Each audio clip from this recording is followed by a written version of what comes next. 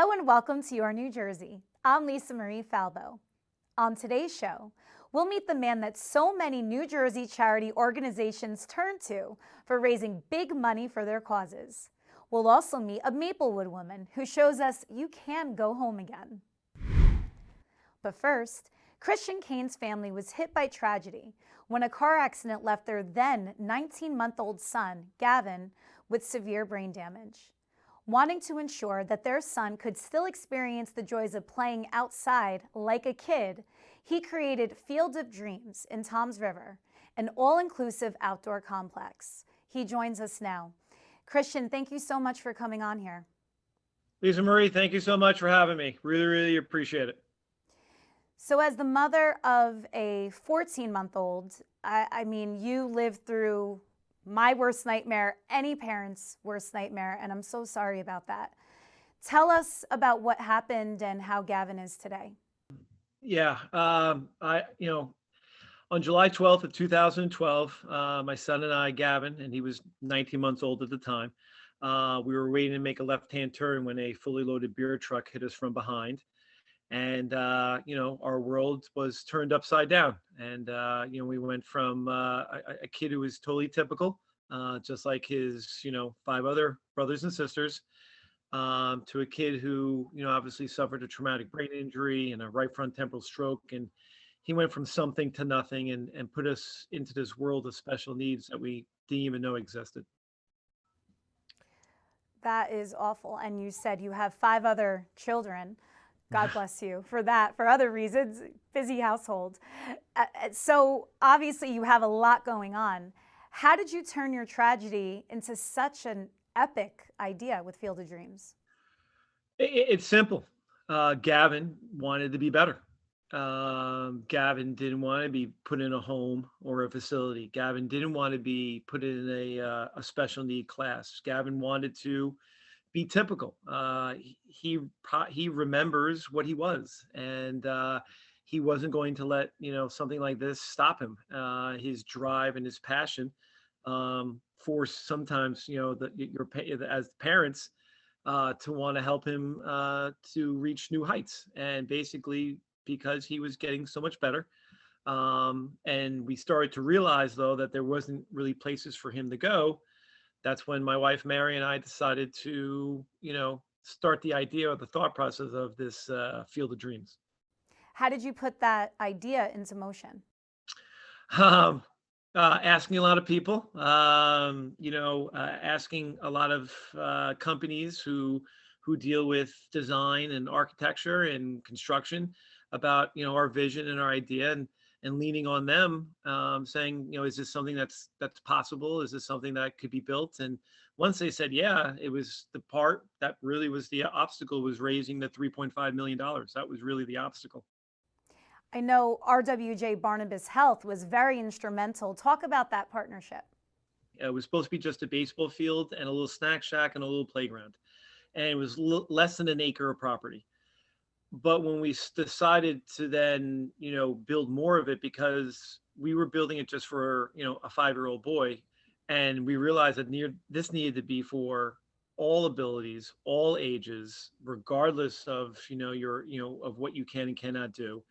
And that's why it changed then from a small little, mom and pop shop. And that's when we needed, a bigger entity that had the same mission and drive that we did. And that's what we found in RWJBH. They really just took us underneath their wing and helped us and guided us and gave us some funding that would really put us on the map.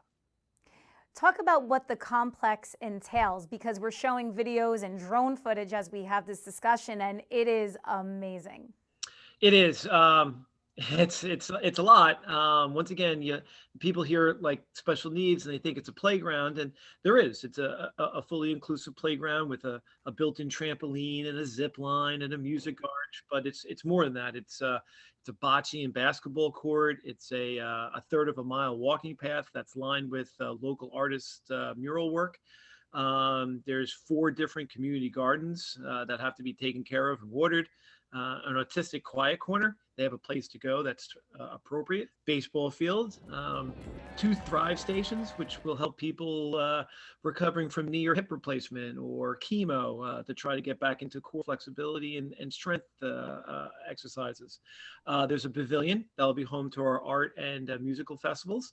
There's a snack shack that has 8 bathrooms, in which 2 of them are special needs. And within both of those, there is a electronic electronic changing lift that holds up to someone to 700 pounds and someone 7 feet tall. And that allow for people to have privacy and to have decency and respect. You know, the goal of this community, this complex, is really to build something so that people don't have to leave. And there's something for everybody. And you know, as you see the pictures and images, you know, it's pretty intensive. It's pretty inclusive, but that's how we wanted to build it. We wanted to make sure we did it right the first time. And right, you did. It looks like so much fun. What was Gavin's reaction when you brought him there for the first time to play? Yeah, exciting. You know, listen, exciting time for him. You know, once again, he's been here through the whole process for the 5 years to get this thing built. Gav doesn't walk or talk still. He's trying. Gav does walk if you have assistance behind him. And entering those gates, you didn't have to even barely hold him. His excitement of finally entering into this complex where he can spend time with his friends and family, and not be stared at and not be looked at, and you know, and just be able to have fun. You know, that feeling of him being able to walk almost on his own was for, as a parent, as a mom and dad, you know, pretty cool. It was worth all of your time and hard work in getting this off the ground, I'm sure.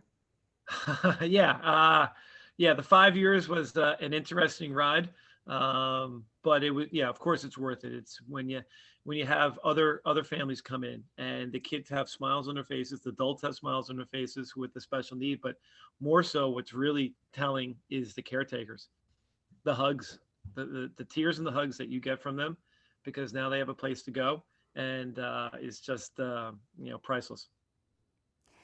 The Field of Dreams is located in Toms River, but I know that you have received such an outpouring of support throughout so many communities. Talk about some of those important partners. Jersey Mike's, you know, Pine Belt Chevrolet, Lowe's, you know, it goes on and on. You know, Todd Frazier, who was a former Major League Baseball player, Remax Revolution. You know, you're talking about all these entities that cover, you know, so many different counties and so many different parts of the state. To have them all come together as one to help build this is, you know, is pretty cool. I mean, once again, you have over 30 different companies donating over, you know, $25,000, and you have, you know, over 275 people who donated 5,000 or more. So that usually doesn't usually happen. It's usually 1 or 2 companies come together and build this whole thing. This was definitely a New Jersey State, you know, community effort. Well, I think when they meet you and they learn your story and they meet Gavin, it's very hard to say no. But I know there's a lot more work that has to be done, and that's why really you came on today to talk about what's next for Field of Dreams. So, you know, once again, now that it's built, you know, not to say that the debt isn't paid off, but it's running the complex and offering special services. And when you go to our website, RWJBHfieldofdreams.com, it's now making this entity a living and breathing complex. And when people come, you know, there'll be, you know, certain events and different activities and different festivals. That's the thing that people need to know about. It's a fully inclusive complex that will give opportunities to those who, you know, unfortunately never got the chances to do things. And I think our viewers need to know that you're doing this on the side. You have 6 children. You're also a math teacher. That is correct. We do have 6 children, and you know, once again, I am a full-time statistics teacher at Toms River High School North. So it's been a crazy ride, but I'm just happy that it's you know, just about ready to go up and running and be able to use by so many people. Christian, you are beyond an inspiration, and I'm so happy that we met. And I hope somebody watching can help you in your continuing efforts in, you know, getting Field of Dreams up and running and maintained. One more Lisa. time, where can people find out more about you and to get in touch? Sure. Once again, it's RWJBH fieldofdreams.com. And there you can hear our whole story, see every single news link. But also, if you want to make a donation to help us, once again, we've raised $2.2 million in cash, and $3.5 million is our total debt. But we're so close. We're another $300,000 short. If we can find, somehow, some way to get that taken care of, it'll be definitely a load off my mind, to say the least. And you need that. If anybody needs a load taken off, it's you. So hopefully somebody out there can help. Christian, Perfect. Once again, thank you so much, and congratulations on such an effort. Thank you, Lisa Marie. Thank you for having me on. Once again, really appreciate it. Patrick Tully has worked the room at countless charity functions around the Garden State. Throughout his career, his wit and humor has helped raise over $250 million at over 1,000 nonprofit benefits across the Garden State. Pat joins us now, and we're so excited to have you here. How you doing? Hey, Lisa Marie, great to see you again. Be it virtually, but great to see you. We have known each other, I don't even want to date this, but I mean like 12 years. Just running around the same social circles in New York and New Jersey and bumping into each other at so many amazing events. And we were teenagers. We were teenagers, exactly. Of course, yeah, we didn't even have our driver's licenses. And I've always been in such awe of your talent as an auctioneer. And it is such a unique career path. So I want to know, how did it start for you? Well, thank you. I'm flattered, first of all, and as a proud son of Monmouth County, New Jersey, it's an absolute honor to be on this program. I love talking about my New Jersey, your New Jersey, my New Jersey, but my road to this totally happened by accident. It was definitely not something that I majored in. It was definitely not something I would have come home and said, Mom, Dad, I've got it. I'm going to be an auctioneer. They would have probably thrown me out. But it was actually 20 years ago, I was hosting an event for Leukemia Lymphoma Society, and the auctioneer didn't show up. This was before texting or whatever. It was a local news person, probably breaking news, miscommunication, whatever. They said, well, we don't have an auctioneer. And I said, well, I know everybody in the room. I'm co-chairing this thing. I invited everybody, and I can shame my friends into giving money.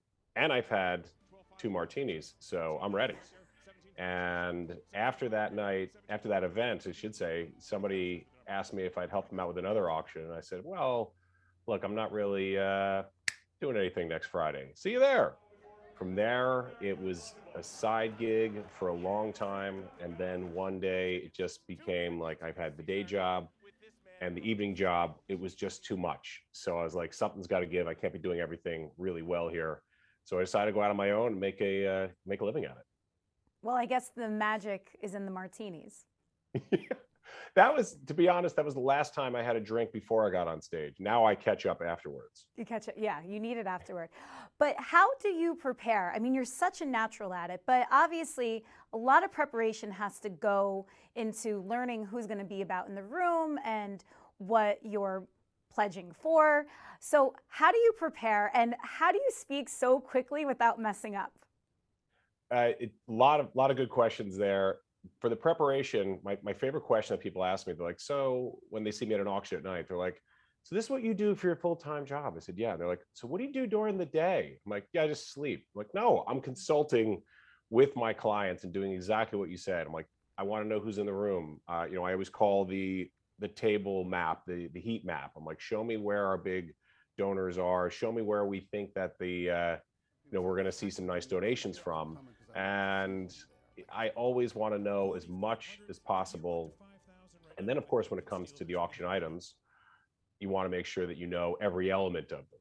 And on top of that, if it's just going to be a night where we're asking for donations, so any kind of those tidbits that I know are going to tug at someone's heartstrings, I want to use to maximize the fundraising in the room.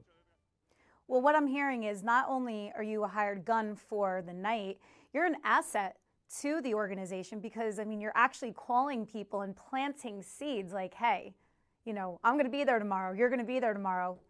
Pony up. Yeah. And I guess I wouldn't say a secret weapon, but I worked on the nonprofit side in development for 8 years with an organization called the Ireland Funds. And I know what it's like to go and sell the tables. I know what it's like to put the seating chart together. I know all the stress that goes into the event. So I come in and I really partner with people and say, I'm going to be here for you. I'm going to help you with this part of your night to fill in that fundraising budget. So let's set a goal, let's go for it, and let's figure out the best strategy to get us there. Exactly. And that's why I think you are such an asset, because you immerse yourself in the culture of these organizations.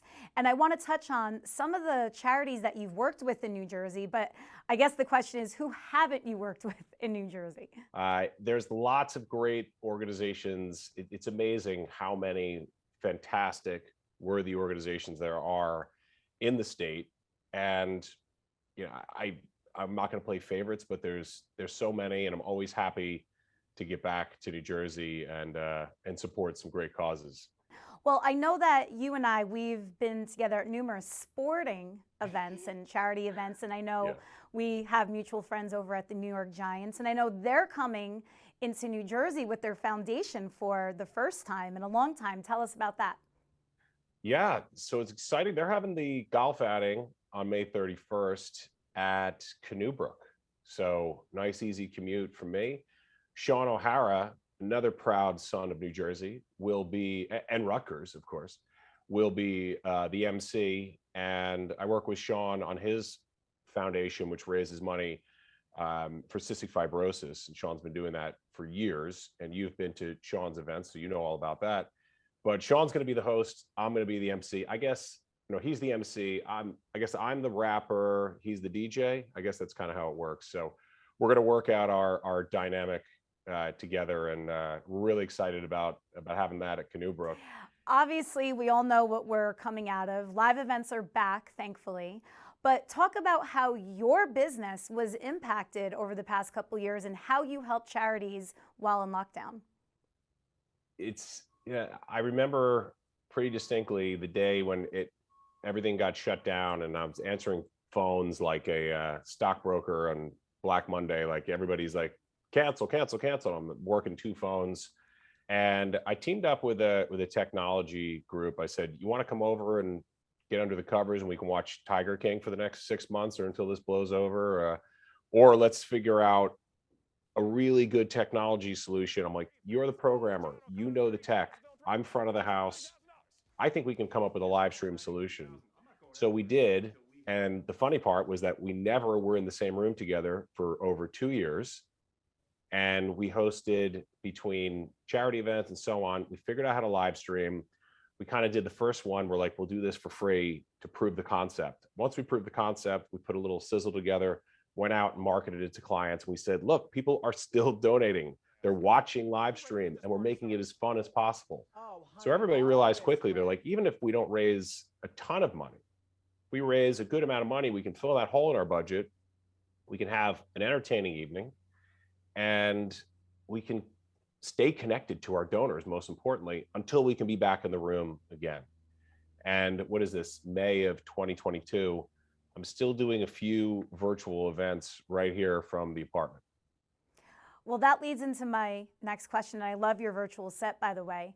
What do you think the future holds for events? Will it go back to normal, or will it always have a hybrid element? Yeah, is it the new normal, the new normal? I don't know.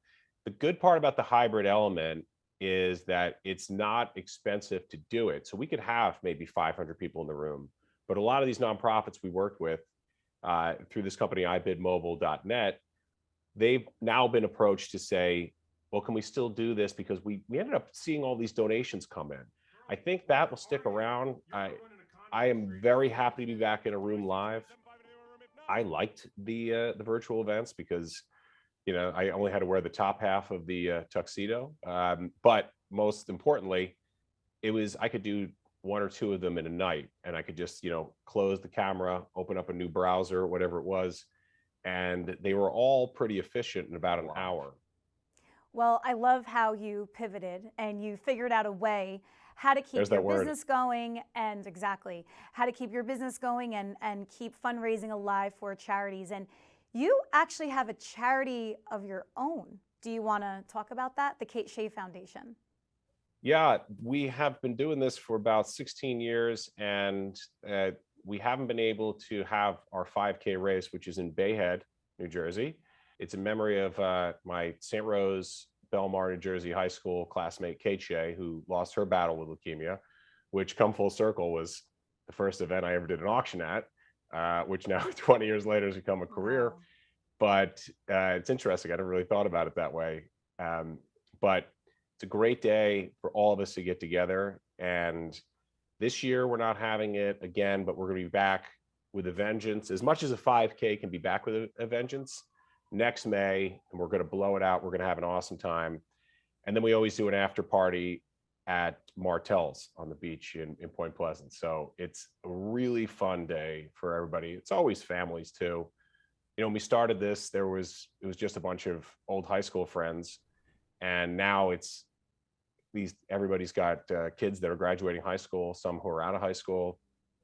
And it's just really fun. It's like weddings, funerals, and they had 5K. We all say that we get together for a couple times a year. Yeah, well, that's very special. And you are such a special person to lend your talents to helping so many worthy causes. Where can people learn more about you and where to book you? Oh, well, thank you. My website is pattullyinc.com, PATTULLYINC.com. And you can find me on Instagram at Patrick J. Tully. My mother's happy that I used my full name there, Patrick. Well, Pat, thank you so much. And I look forward to seeing you at a live event soon. Thank you. Thank you, Lisa Marie, and thanks for having me on the program. Maplewood's Jill Behrman shows us that we can go home again.